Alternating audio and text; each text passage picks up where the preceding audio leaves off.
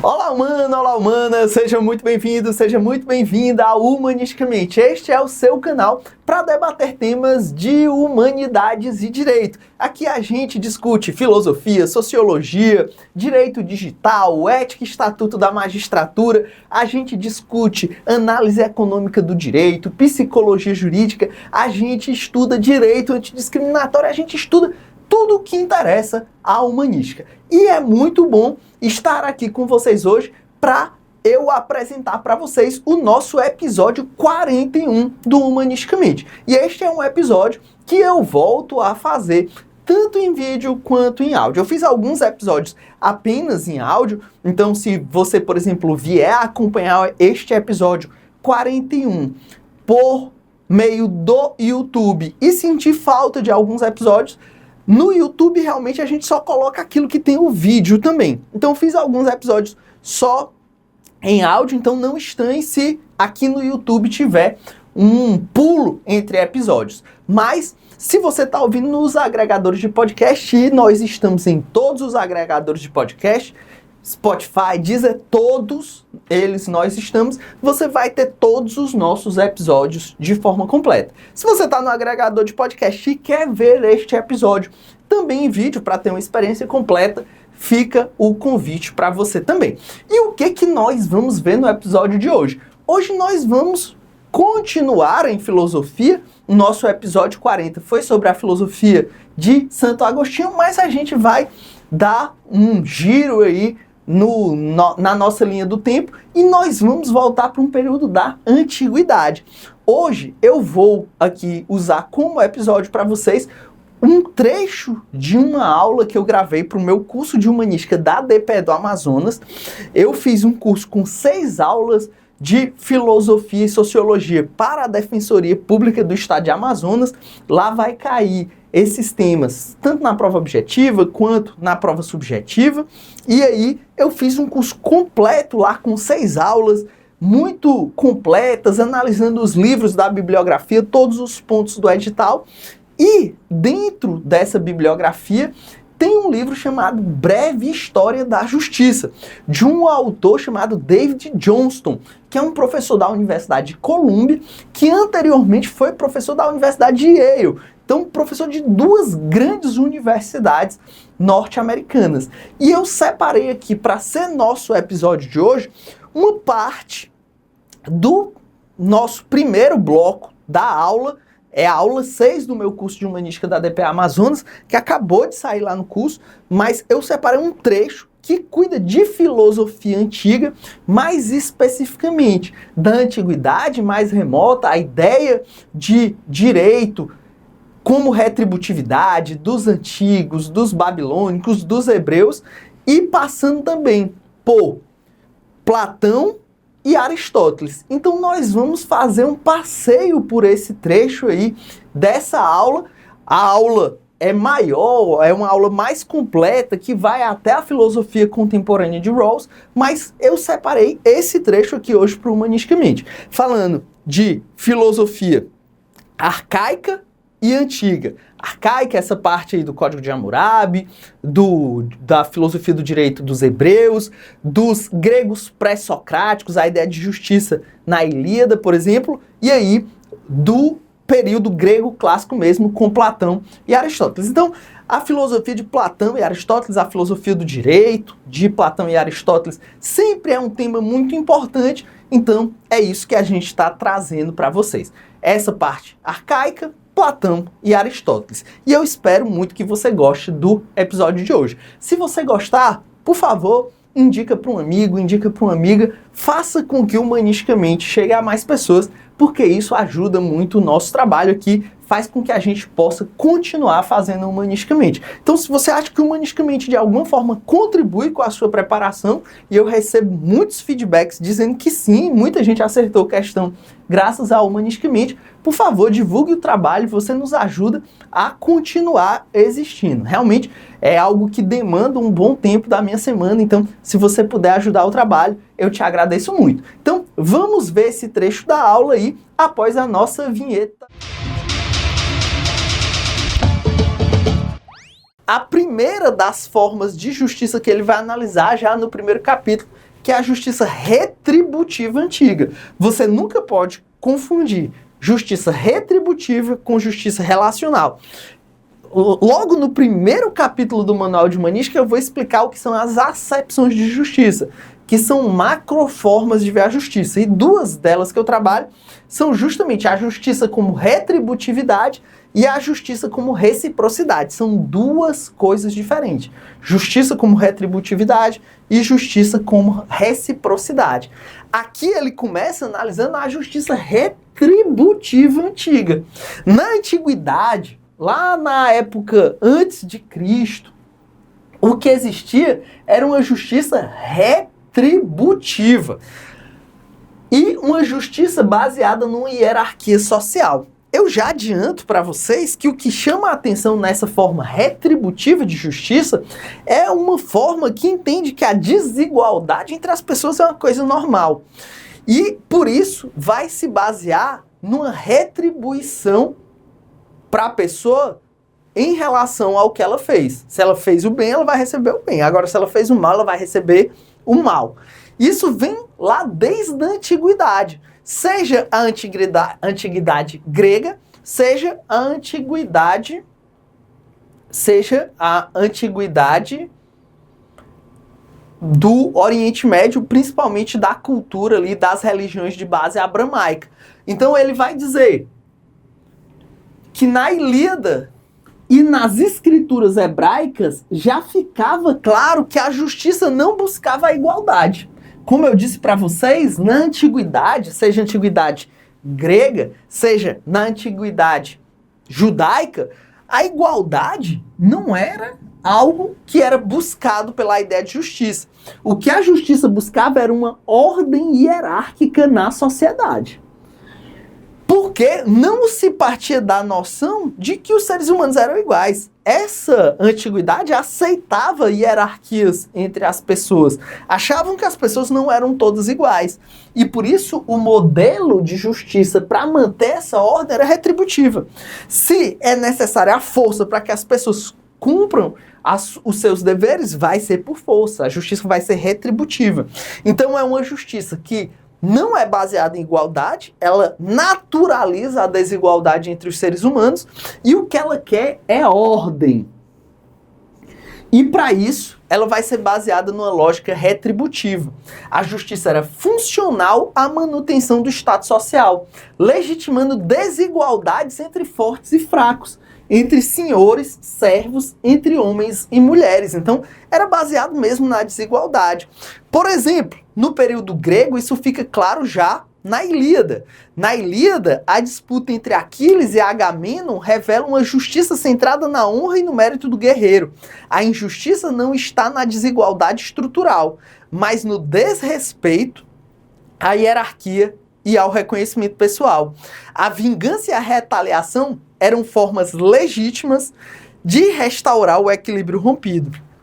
Isso aqui é muito importante porque revela que a autotutela, que era típica desse período, era uma coisa que fazia parte dessa noção de justiça, uma noção de justiça que é muito diferente da que a gente tem hoje, apesar que a autotutela continua existindo no nosso ordenamento jurídico de forma excepcional. Mas perceba, aqui é uma lógica totalmente retributiva.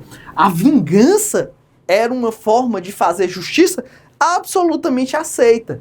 E era muito baseado na desigualdade entre os seres humanos. Então, se um servo ofende um senhor, esse senhor tem o direito de, por exemplo, tirar a vida desse servo. É algo totalmente diferente do que a gente acredita como justiça hoje. Então, na antiguidade grega, como a gente percebe na Ilíada, se aceitava com naturalidade a desigualdade estrutural entre os seres humanos.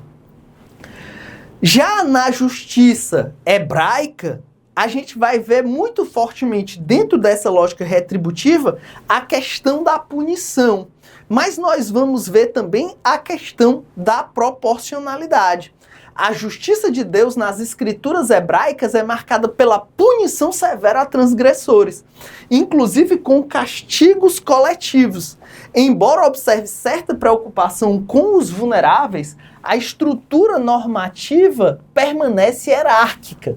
A retribuição é vista como expressão legítima da vontade divina, regulando condutas, garantindo equilíbrio. Quando a gente observa o Antigo Testamento, os cristãos, ou dentre vocês quem for cristão e conhecer o Antigo Testamento, você vai ver o Deus do Antigo Testamento é um Deus severo, punitivo, né? Eu vi até um vídeo recentemente de pessoa falando de Moisés, né? Que Moisés na caminhada ao longo do deserto, muitos e muitos anos ao longo do deserto, teve uma vez que ele desobedeceu a Deus. Quando ele estava chegando na Terra Prometida, 40 anos depois do deserto, Deus diz, lembra que você me desrespeitou, pois você vai morrer antes de chegar na Terra Prometida. Ou seja, é um Deus extremamente severo, punitivo, que não aceita transgressões. É bem essa lógica de uma justiça retributiva. É muito diferente, por exemplo, do Novo Testamento, em que Jesus vai restabelecer as bases, né, do relacionamento com os seres humanos. Mas essa justiça antiga é uma justiça punitiva, uma justiça baseada realmente no castigo. Ele ainda vai citar que na justiça arcaica, a ideia de reciprocidade pode ser observado, por exemplo, em ideias como vida por vida, olho por olho, que eram critérios que, por mais que pareçam absurdos, garantem um mínimo de proporcionalidade. Nessa parte aí, eu fiquei impressionado, porque é uma coisa que eu digo expressamente no Manual de Humanística. E como eu disse, eu não conhecia o Breve História da Justiça do David Johnston até essa prova. E eu falo expressamente isso. Olha, por mais absurdo que possa parecer, a antiga lei de Italião, que é uma justiça que é típica desse período antigo arcaico, ela foi uma introdução de uma proporcionalidade. Eu já falei isso inúmeras vezes em outros cursos aqui.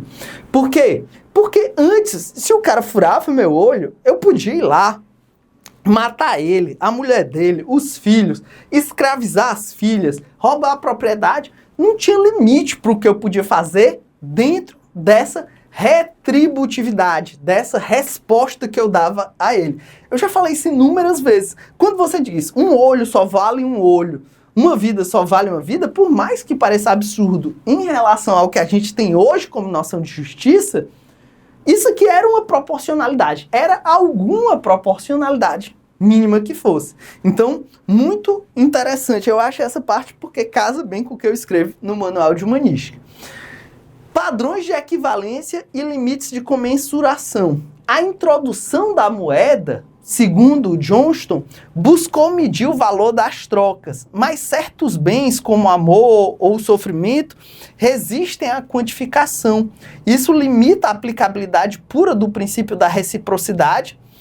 A justiça exige, portanto, mais do que cálculos, exige juízo sobre a legitimidade dos vínculos sociais e dos valores em jogo. Eu achei essa reflexão muito bacana que ele faz, né? Ele trabalha essa ideia, lógico que o que está aqui nos slides vai ser sempre a compilação das ideias do que ele trabalha no livro, mas ele vai trabalhar justamente a introdução da moeda como uma forma de tentar quantificar os bens, mas que quando a gente passa para uma área que é mais abstrata do ser humano, como sentimentos, amor e outras coisas do tipo, vai ficando cada vez mais difícil essa quantificação. E é por isso que ele vai dizer que a justiça exige uma questão de legitimidade. Exige uma análise dos valores em jogo. Os sistemas antigos funcionavam por um pacto implícito. Os poderosos deveriam garantir a proteção dos frágeis. Em troca, os frágeis, os vulneráveis, deveriam ter obediência para os poderosos. Essa lógica, por exemplo, está no Código de Hammurabi, que eu falei, olho por olho, dente por dente, ou nas promessas divinas. E legitima a desigualdade ao camuflar a dominação como benevolência, reforçando o poder estabelecido como justo. Então é o que eu já disse para vocês. nesse período antigo, a desigualdade e a hierarquia de poderosos sobre os mais frágeis era visto como algo natural e plenamente aceito como algo justo, muito diferente dos dias de hoje. As transformações históricas é que foram reconfigurando a justiça. A concepção de justiça muda à medida em que foram mudando as estruturas sociais. O Johnston sugere que entender a história da justiça é compreender como as sociedades foram se redesenhando, os seus mapas de reciprocidade e de legitimidade e as suas hierarquias foram mudando. Então, esse capítulo, ele trabalha a ideia de retributividade antiga, mas vai preparando a gente para as mudanças que vão decorrer com as transformações históricas.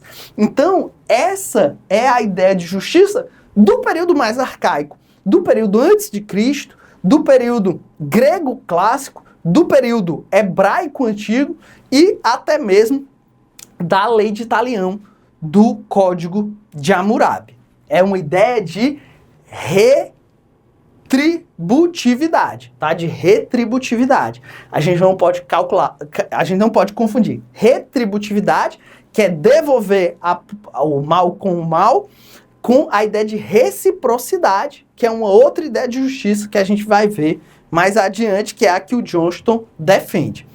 Mas ele ainda não sai da antiguidade. No capítulo 2, no segundo capítulo, ele vai continuar na antiguidade. Na verdade, no 2 e no 3, ele continua na antiguidade, porque no 2 ele trabalha a ideia de justiça em Platão, no 3 ele trabalha a ideia de justiça em Aristóteles. Então, os 3 primeiros capítulos são sobre a ideia de justiça antiga. A ideia de justiça de Platão, que é uma ideia grega clássica, eu já adianto para vocês, é uma ideia aristocrática e bastante conservadora de justiça. O Johnston vai dizer que Platão propõe uma correspondência entre a organização da cidade ideal e a estrutura da alma humana. E a justiça se realiza quando cada parte, tanto a cidade quanto a alma, cumpre a sua função própria em harmonia com as demais.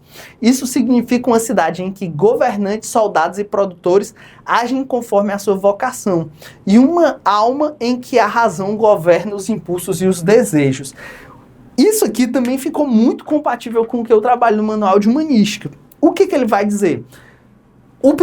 A primeira coisa que a gente tem que entender é que o Johnston trabalha essa ideia porque Platão era um organicista, um comunitarista, como todos os gregos clássicos, como ensinou Sócrates aos idealistas. Sócrates foi o pioneiro dos 3 grandes idealistas gregos. Sócrates foi mentor de Platão e Platão foi mentor de Aristóteles. Então, os 3 são os 3 grandes idealistas. E eles acreditavam que o ser humano só se realiza em sociedade, ou seja, o indivíduo não consegue viver apartado da sociedade, ele só consegue ter uma vida plena dentro da sociedade. Tanto que Sócrates, ele morre mesmo recebendo uma oferta para fugir, porque ele vai dizer que o bom cidadão deve cumprir até as leis injustas da cidade, para que o mau cidadão não descumpra as leis justas, afirmando que são injustas. Vou repetir. O bom cidadão deve cumprir até as leis injustas da cidade, para que o mau cidadão não descumpra as leis justas, afirmando serem injustas. Ou seja, ele se sacrificou pela cidade. Ele diz, a minha condenação é injusta? É. Mas eu tenho que aceitar, porque senão os maus cidadãos vão desrespeitar as leis da cidade, dizendo, Sócrates não respeitou, por que eu vou respeitar? Então, eles entendiam como natural o sacrifício individual em prol da polis. É na polis, é na cidade que a gente vai ver a nossa realização plena. Só que a cidade ideal para Platão é extremamente aristocrática. É uma cidade em que os sábios governam, os soldados lutam e os trabalhadores trabalham. Ou seja, há nitidamente uma hierarquia dentro dessa sociedade. Sábios, categoria onde o próprio Platão estava, obviamente, né? Os guerreiros, os soldados e os artífices ou produtores. Então, é uma sociedade bastante aristocrática, bastante hierarquizada, diferente do que a gente entende hoje, que todos somos iguais. é ainda um modelo de sociedade que vê a hierarquia entre as pessoas como algo natural. E se o ser humano só se realiza dentro da sociedade e a sociedade ideal é hierarquizada, ele só vai se realizar cumprindo o seu papel social. Tanto que se diz que, para Platão, justiça é cada um fazer o que lhe cabe. Sendo que cada um fazer o que lhe cabe uns governam, uns mandam, outros lutam, protegem e os outros obedecem. Então, é uma sociedade que diz, você tem que obedecer porque você é um subalterno. Se você obedece, se cada um cumpre o seu papel social, essa vai ser uma cidade justa, feliz, harmoniosa. E onde é que entra a noção de justiça nisso?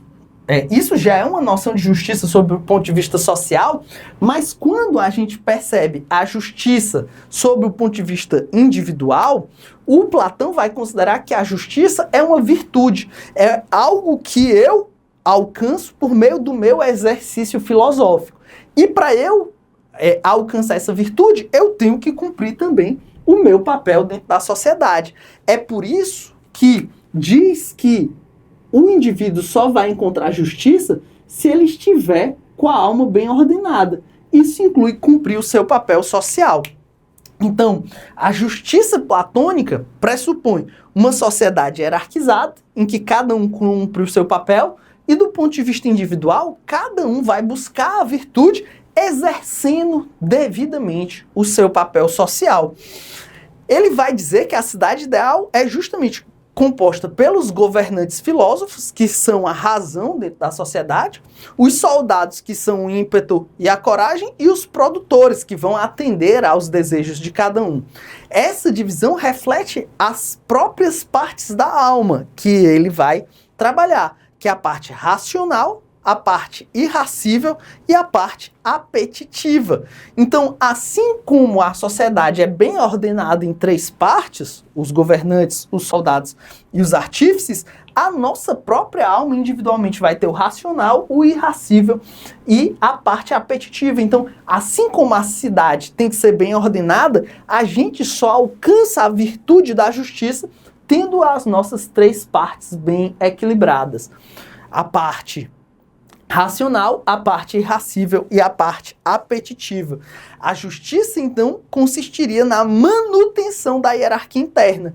Assim como a sociedade é justa quando mantém sua hierarquia social, nós só alcançamos a virtude da justiça quando mantemos a nossa hierarquia interna. A razão no comando e a parte irascível a ela subordinada e a parte apetitiva subordinada à parte irascível. Então, é uma visão não só de sociedade quanto de ser humano bastante hierarquizada. Justiça, então, seria uma harmonia funcional e não uma reciprocidade. Ao contrário das concepções mais arcaicas, fundadas na retribuição ou na troca entre iguais, Platão propõe uma justiça baseada na ordem e na especialização. Cada um deve fazer apenas aquilo para o qual está naturalmente apto. E a justiça se assemelha a uma saúde da alma. A justiça para ele é cada um fazer o que lhe cabe, porque isso é o que vai garantir equilíbrio interno. Então, quando você ouvir, às vezes a gente escuta isso solto, né? Justiça é cada um fazer o que lhe cabe. Isso parece uma coisa tranquila, normal, sem nenhum ponto a ser criticado, mas quando a gente entende o conjunto da obra, a gente vê que o pensamento de Platão é um pensamento bastante aristocrático e, eu diria, até bastante autoritário, tá? Então fica essa observação. Ele vai dizer que para alcançar esse nível de virtude, é preciso a educação do caráter, ou seja, é por meio de uma educação rigorosa e de censura cultural que são criadas as ferramentas legítimas para moldar as almas dos futuros guardiões e garantir a estabilidade da cidade.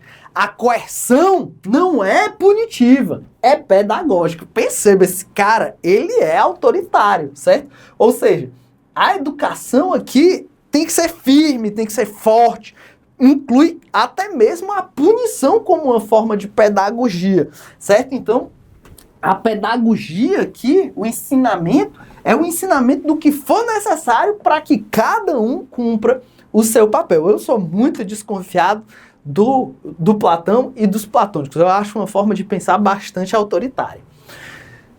Platão rompe com a aceitação passiva da ordem social tradicional. Em vez de aceitar a desigualdade como algo dado, ele propõe um modelo normativo baseado em critérios filosóficos de justiça.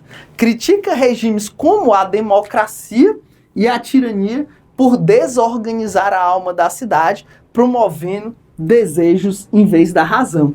Sim, ele critica tanto a democracia quanto a tirania. Porque a visão dele é que o governo não deveria ser de todos. A democracia estaria à beira do que ele chama de demagogia, que seria quando essa noção de atender aos interesses de todo mundo prejudicaria os interesses da coletividade. Assim como ele também é contra a tirania. O que ele defende? Justamente uma aristocracia, que uma classe de sábios iluminados governe a cidade. Então, ele vai trazer uma noção de justiça como um ideal normativo e uma utopia formativa. Mesmo que a cidade ideal de Platão seja utópica, sua concepção influenciou profundamente o pensamento ocidental.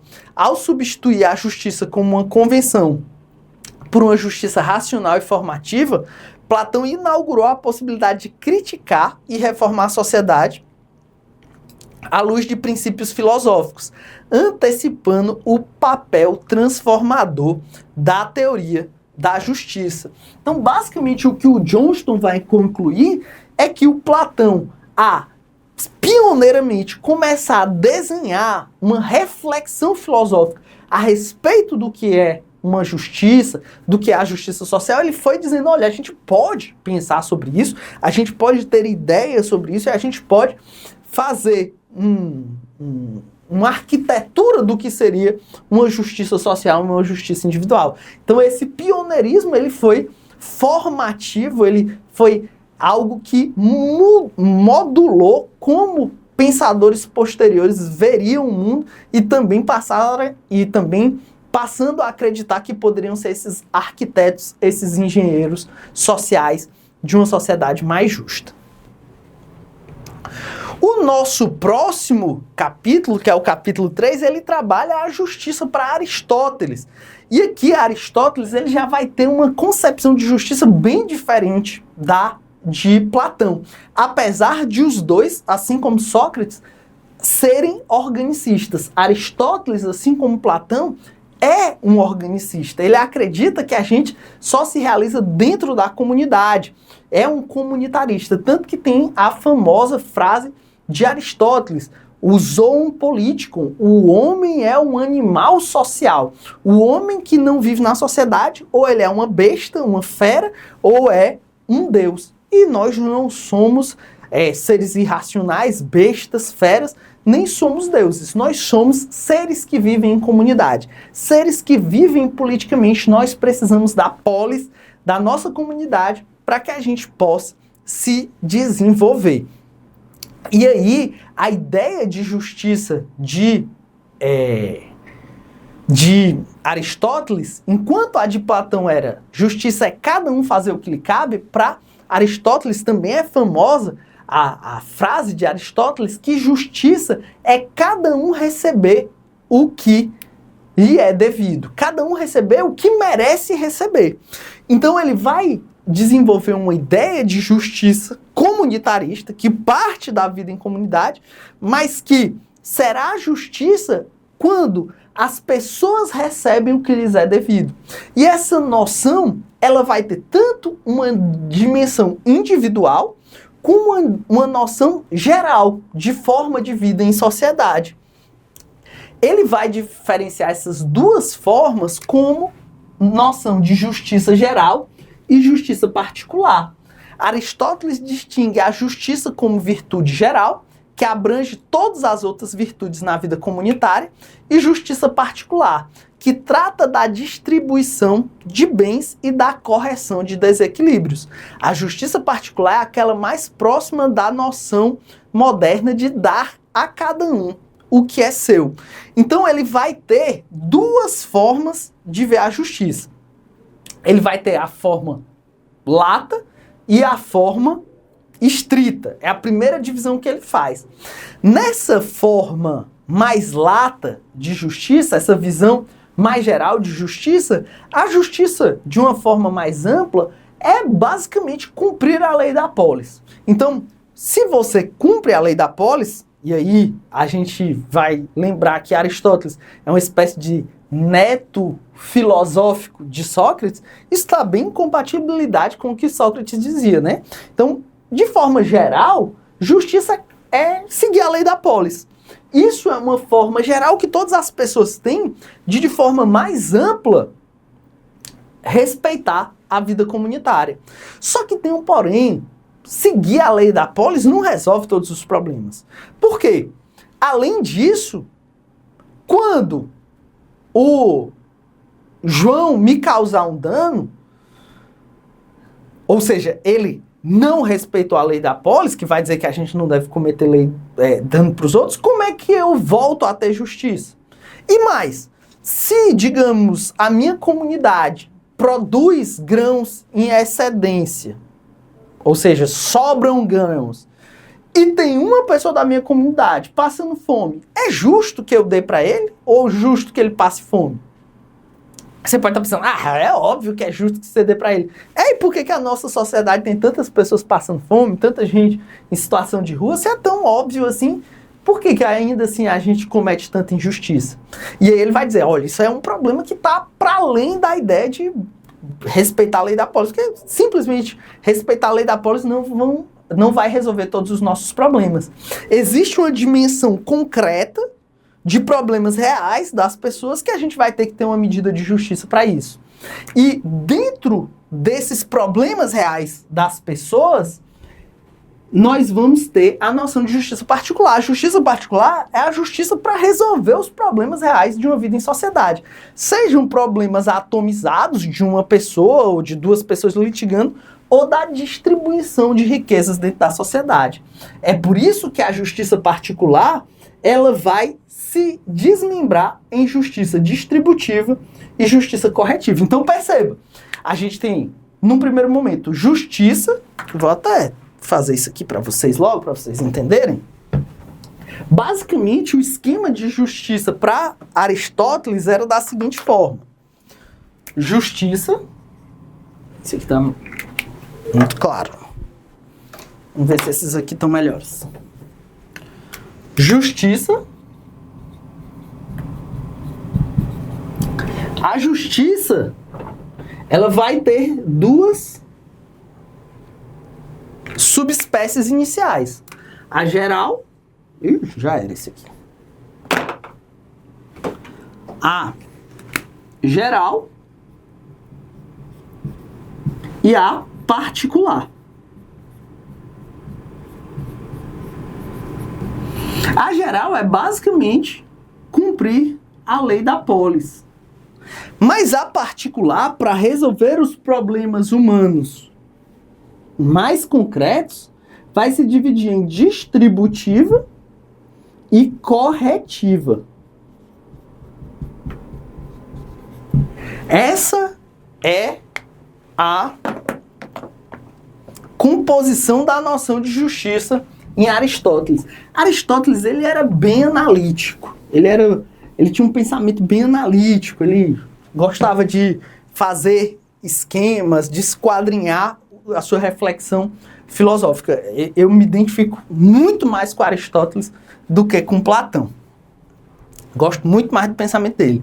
E o que é a justiça distributiva e a justiça corretiva? A justiça parcial ou particular se divide em distributiva, voltada à partilha proporcional de honras e recursos, e a corretiva é aplicada às relações privadas, aos contratos, às relações de danos entre indivíduos. Ou seja, a justiça corretiva é aquela para resolver os casos bem particulares. Por exemplo, Pedro me causou um dano de 100. Quanto Pedro deve me reparar? 100. É uma lógica bastante aritmética. Se ele me causou um dano de 100, ele deve reparar em 100. Se João tirou uma vida, qual é o tempo de prisão que ele merece? Isso é uma questão de justiça corretiva ou comutativa. É para situações de contratos, de danos, para reestabelecer o equilíbrio perdido. Já a justiça distributiva é a justiça de distribuição de bens, de honras, entre a sociedade de uma forma geral. É como se a justiça corretiva fosse a justiça do direito civil, da responsabilidade patrimonial ou do direito penal, da adequada aplicação de penas. Já a justiça distributiva é como se fosse uma justiça do direito público para organizar políticas sociais, né, atualizando para termos modernos. Então, a gente deve fazer um programa social para atender determinada população? Sim ou não? Em que medida? É o que eu falei das pessoas passando fome, por exemplo. Nós temos um excedente de alimentos, né? Nossa sociedade, nossa comunidade conseguiu produzir, graças ao trabalho de todos, um excedente de alimentos. A gente vai aceitar pessoas passando fome? Mas aquela pessoa não trabalha, ela não colabora com a nossa sociedade. Ela deve receber, não deve receber. Isso é um problema de justiça distributiva. É uma discussão sobre quais são os critérios para distribuir honras e recursos dentro da nossa sociedade.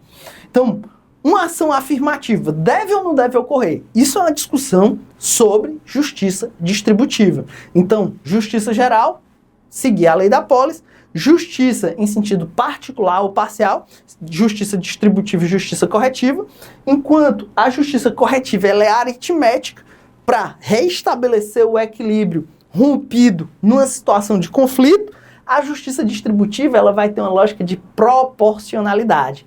Aquela frase que a gente escuta muito sendo atribuída a Rui Barbosa, igualdade é tratar os iguais de forma igual e os desiguais, na medida da sua desigualdade, aquinhoando as suas diferenças, isso aí, na verdade, foi dito originalmente por Aristóteles dentro do seu conceito de justiça distributiva. Essa ideia de como vamos partilhar os bens, os recursos, as honras dentro da nossa sociedade. Por exemplo, como vamos distribuir as vagas em universidades? Vai ter ações afirmativas ou não vai? Como vamos distribuir os cargos em concursos públicos? Vai ter ações afirmativas ou não vai? Isso é uma discussão sobre justiça distributiva. Então, Aristóteles rejeita a ideia de reciprocidade aritmética, igual por igual. Pelo menos ele rejeita quando está falando de justiça distributiva. Na justiça corretiva, ele até admite isso, mas na justiça distributiva, ele vai dizer que a lógica é de reciprocidade proporcional. Cada um vai receber o que merece na medida do seu mérito, na medida do que colabora socialmente. A justiça nesse modelo exige sensibilidade ao conteúdo da desigualdade funcional, operando por analogia entre pessoas e bens. E aí um ponto é importante, é que Aristóteles cria todo esse esquema para organizar a justiça, mas ele diz, olha, ainda assim no final das contas, pode ser que a gente, usando todos esses critérios, pode haver falhas no nosso modelo de justiça. Para isso vai vir a equidade. A equidade vai vir como uma régua de Lesbos. A régua de Lesbos era uma régua da mitologia que se adequava às estruturas não lineares, ou seja, se você tinha uma circunferência, você aplicava a régua de Lesbos e ela media as deformações do plano geométrico que você estava usando. Então, a equidade seria esse critério corretivo da justiça. Usei todos os critérios de justiça, ainda assim não cheguei. Percebo que essa é uma situação clara de justiça. A equidade vem como um critério de bom senso para organizar, no final das contas, a justiça. Como os critérios de mérito variam conforme o regime, a justiça distributiva exige um juízo político. Assim, distribuir segundo o mérito é sempre uma deliberação inserida no debate público e institucional. E aí vem a equidade como correção da lei geral. Aristóteles reconhece que as leis são imperfeitas para tratar dos casos concretos. A lei ela é geral e abstrata, mas o caso concreto onde a gente vai ter que aplicar a lei, tem muitas vicissitudes, tem muitas peculiaridades. O caso concreto, ele é sempre muito peculiar. Então, por vezes, é necessária a equidade com um ajuste prudente da norma no caso concreto. A verdadeira justiça exige discernimento, bom senso e não a aplicação mecânica das regras. A justiça plena só existe entre cidadãos livres e iguais. Em relações assimétricas, com pai, filho ou senhor escravo, pode haver apenas uma similitude da justiça.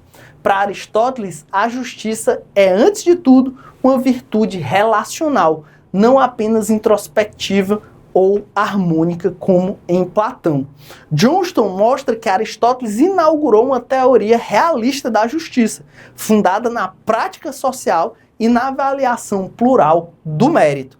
Ainda hoje, a ideia de justiça deve refletir a participação do bem comum e permanece como a base de muitas concepções contemporâneas, mesmo que reinterpretadas. Eu, por exemplo, defendo expressamente no Manual de Humanística que a teoria da justiça como equidade de John Rawls, que é uma das últimas que serão estudadas na aula de hoje, é uma forma contemporânea de explicar a teoria da justiça de Aristóteles. Mas isso a gente vai ver nos próximos blocos, porque esse bloco aqui nós estamos encerrando agora. É isso, mano, é isso, mana. Espero que você tenha gostado do episódio de hoje. Se você gostou e vai fazer a prova da Defensoria do Amazonas, não deixe de conhecer o nosso curso de Humanística para DPE do Amazonas.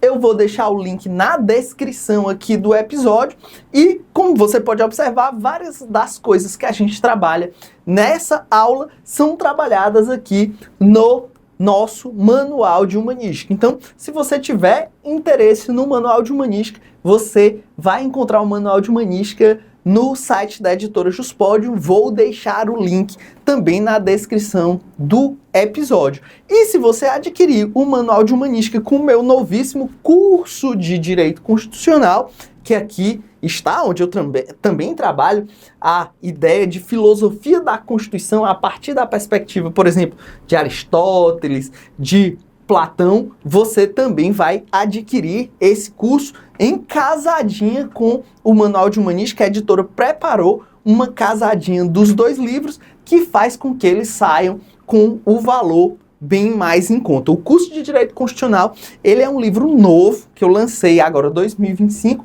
absolutamente completo para o estudo do direito constitucional e voltado para todos os públicos, desde alunos de graduação até pós-graduação e, obviamente, contemplando os concurseiros, que são um público muito fiel que eu tenho. Então, não deixe de conhecer esses dois livros. No site da Juspodium tem lá o material de degustação para você ver um pouco dos livros. Será um prazer ter você como leitor e você sabe onde me encontrar para qualquer dúvida, crítica, sugestão. É um prazer ajudar os nossos leitores, aqueles que estão junto conosco nessa caminhada. Então, é isso. Foi um prazer estar com vocês. Até a próxima, até o próximo Humanisticamente. Tchau!